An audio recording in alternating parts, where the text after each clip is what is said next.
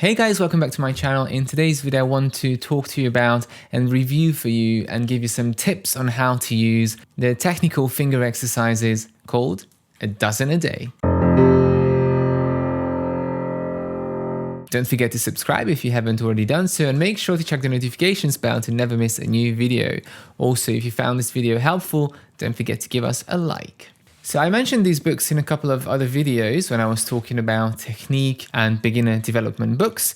So in this video, I want to tell you what these books are, how to use them, and when you might not need them and when do you need them. So in what scenarios are they beneficial, and in what scenarios you'll have better options or you might already have better options. The series is called A Dozen a Day, and it's a very old book series. Let me see the date. 1957, so it's almost like a 60-70-year-old series on technique, and these books were basically made for children. They are trying to introduce technique in very short, small chunks that are manageable at a younger age as well.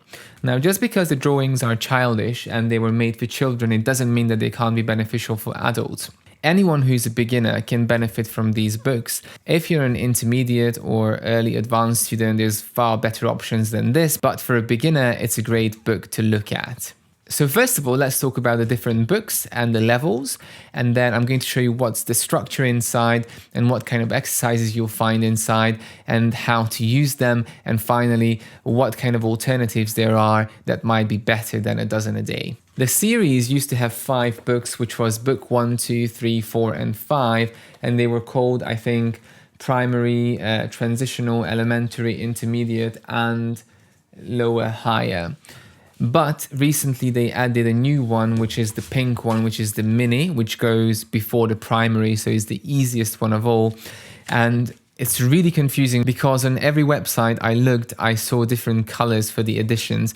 So I think the older editions had a set color for each level, but now when they republished them, the colors changed. So what used to be red is now orange, and what used to be green is now blue. So I'm not going to give you specific colors for the books, but try to look for the actual title like primary or elementary, and that's going to be a better reference than the actual color of the book, because they even changed the number of the books. Sometimes book 1 is not the same on one website as on a different website, but then I just look at the table of contents or the first page of the book and you'll know instantly which one it is, because the contents did not change at all in the past 70 years. The easiest one is the pink one, which is kind of suitable for anyone, even on the first piano lessons. And then the second one is the primary, which is again still way before grade 1.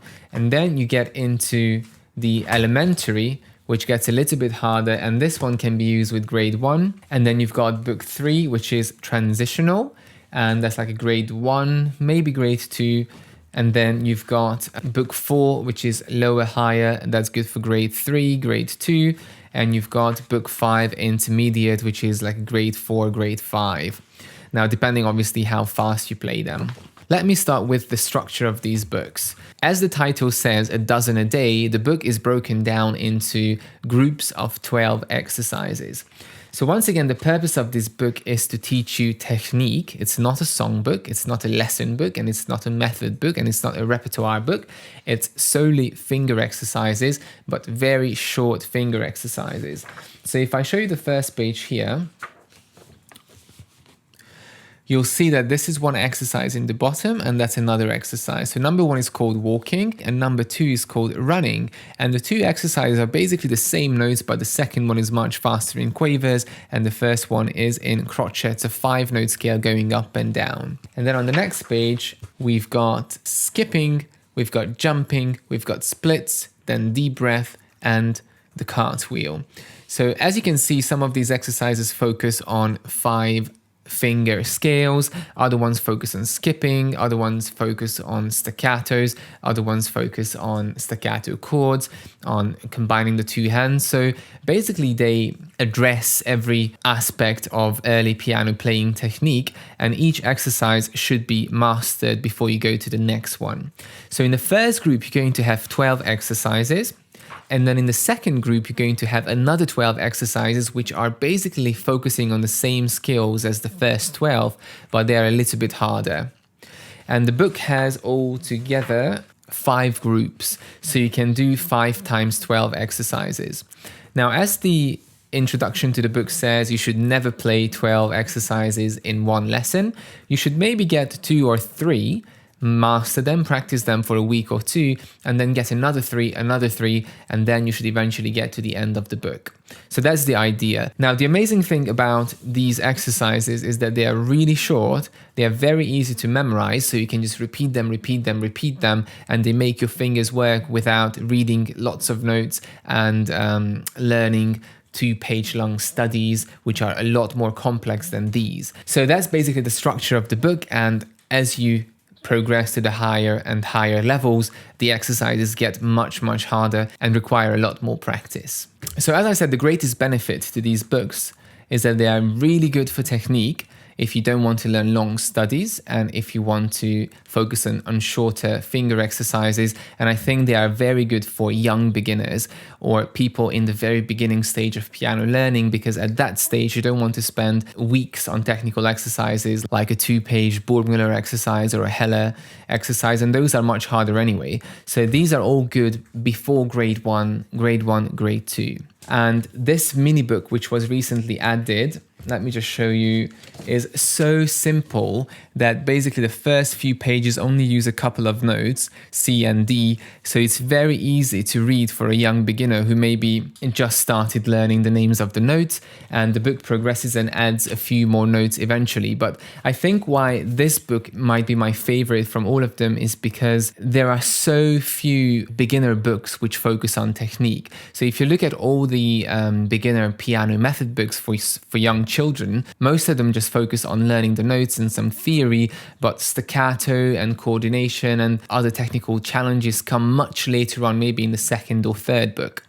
And if you introduce these exercises, which are so easy to memorize and learn, even a young student at the very beginning of their learning journey in the very first few lessons will be able to play some of these exercises and start experimenting with staccato and coordination, drop slur, chords, and so on in a very easy and simple form without reading a lot of music. Now, having said that, I will show you now the other extreme in the book. Now, if you look at the higher books, this is one exercise here. I would say that when a student looks at a page like that, they're going to be like, no way I'm doing that because it's too hard to read, it's too dense, it's scary looking. And I think this is one of the drawbacks of these books, that sometimes the exercises in the later books, the 2, 3, or 3, 4, 5, are written out in a way that it looks more complicated than what it is.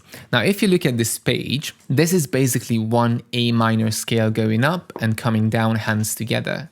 So they could have just put their 1 octave of A minor scale and make you repeat it 4 octaves higher and 4 octaves lower, but instead they wrote out all the notes without any 8VA or anything to make it easier to read.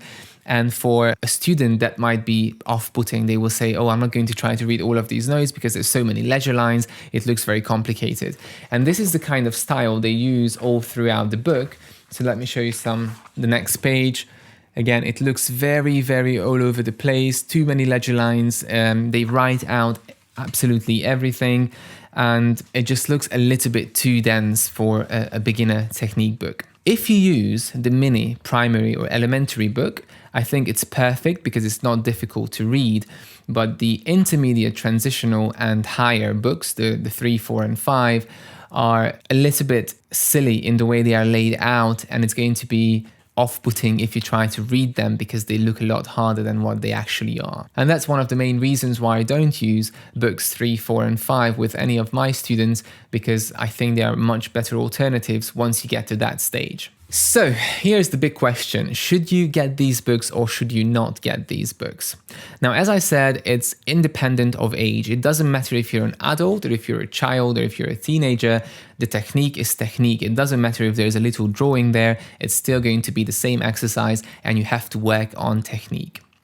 Now, if you are learning from a good method book like Alfred's Premier Piano Course or Piano Adventures Piano Course, all of these have technique books for every single level, and even the Adult Piano Adventures incorporates technique at the end of every chapter.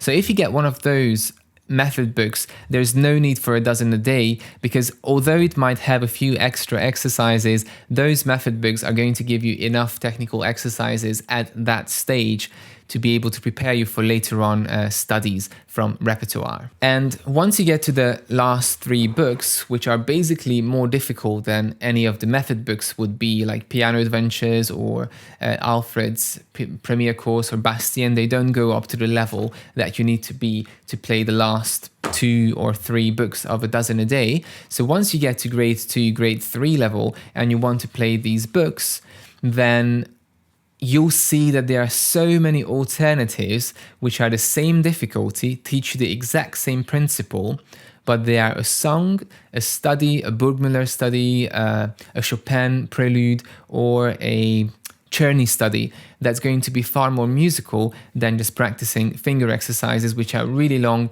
and complex. So my advice would be, if you are at a beginner level and you are not happy with your method book, or you don't have a method book, or your method book doesn't have any technical exercises, then the first 3 books of these are really valuable and you're going to benefit from them a lot. Now, if you have already done your method books, but you feel like your technique never really improved because you didn't pay attention to it, and you just want to brush up on your technique, or you want some warm-ups to use before your practice session, again, you can get the primary or elementary, and all of those exercises can be used as a warm-up or just to work on your technique and finger dexterity, even if you're learning from repertoire at that stage.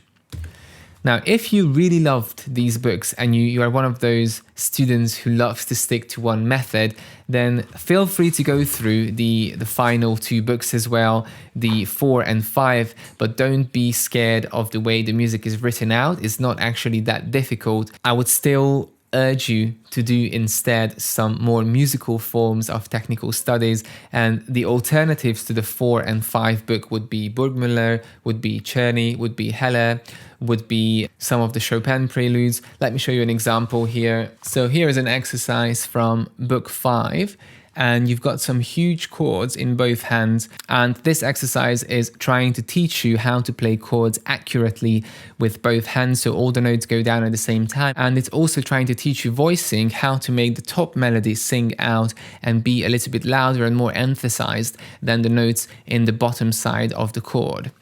Now, if you look at this, it's a 1-page exercise, but Chopin has a prelude in C minor, which is the exact same length and the exact same difficulty chords, but the sound is uncomparable. This one sounds like a finger exercise, but the Chopin piece sounds beautiful. It's a well-known piece, and as I said, it's the same difficulty, but you could learn the same technical challenge from a piece that is going to give you a lot more, not just for the fingers, but for the soul as well. So once again, I think the first few books are the most beneficial, and as you get to the last 2 books, I think they're less popular because of the reasons I mentioned. You can do them, but they are much better alternatives.